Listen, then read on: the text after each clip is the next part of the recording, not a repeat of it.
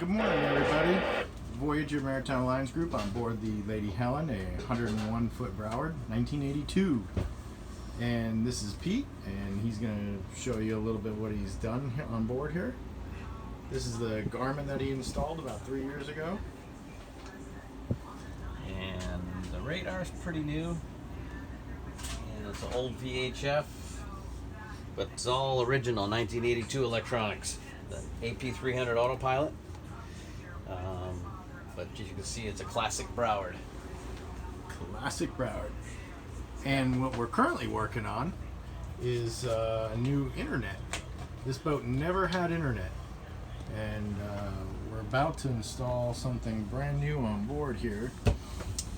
This is the switch and router.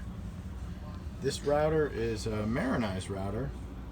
It's designed for vessel use in that it can take 4 different inputs: satellite, Wi-Fi, cellular, and then it distributes it throughout the boat through the switch to a number of wireless access points.